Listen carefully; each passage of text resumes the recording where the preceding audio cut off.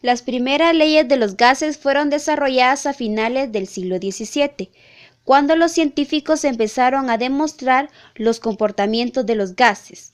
El estado gaseoso es un estado disperso de la materia, es decir, que las moléculas del gas están separadas unas de otras por distancias mucho mayores del tamaño del diámetro real de las moléculas.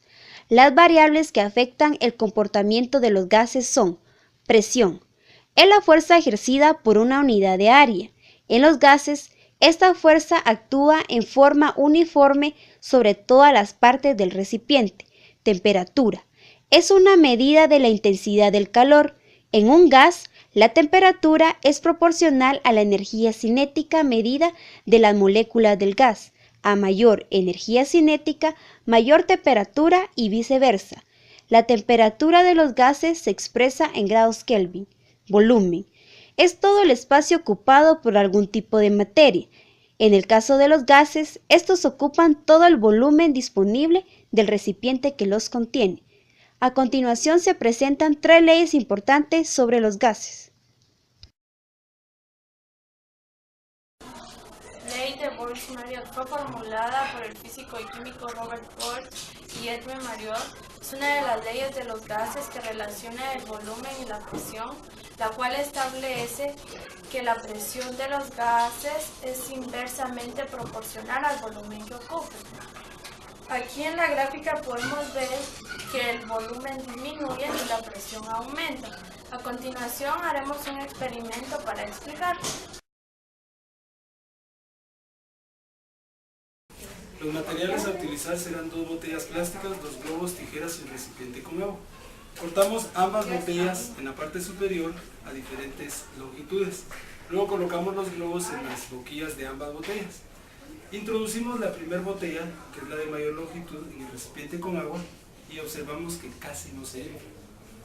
Luego introducimos la de menor longitud en el recipiente con agua y observamos que esta sí se infla.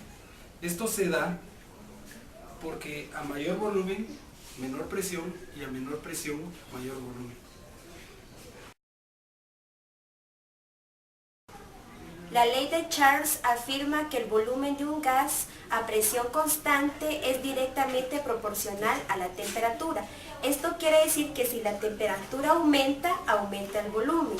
Y si la temperatura disminuye, también disminuye el volumen. Esto lo comprobaremos en nuestro siguiente experimento. Los materiales que necesitaremos para nuestro experimento son una botella de plástico, un globo, un recipiente con agua fría, un recipiente con agua caliente y unas tenazas. Lo que haremos primero es colocar el globo en la parte de la bujía de nuestra botella.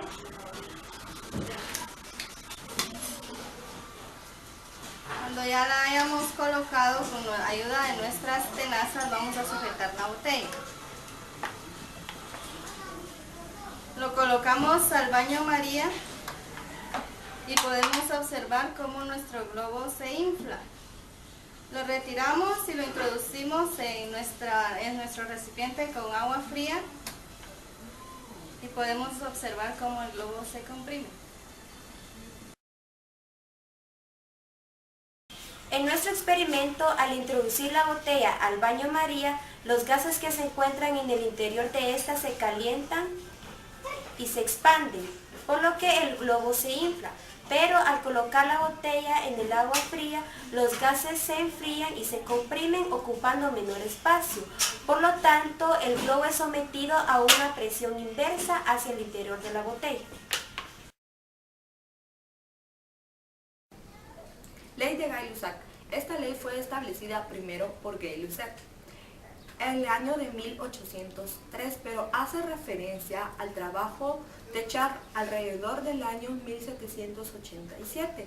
Gay-Lussac relaciona la presión con la temperatura como magnitudes directamente proporcionales y esta es conocida como la segunda ley de Gay-Lussac.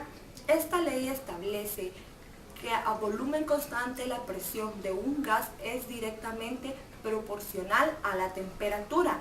Si el volumen de una cierta cantidad de gas A presión moderada se mantiene constante, el cociente entre presión y temperatura se mantendrá constante. Los materiales para hacer este experimento van a ser una lata, un medio para calentarla, un alicate y un recipiente con agua. Vamos a proceder a hacerlo. Lo que debemos de hacer primero es colocar la lata y calentarla previamente. Esta estaba previamente calentada y...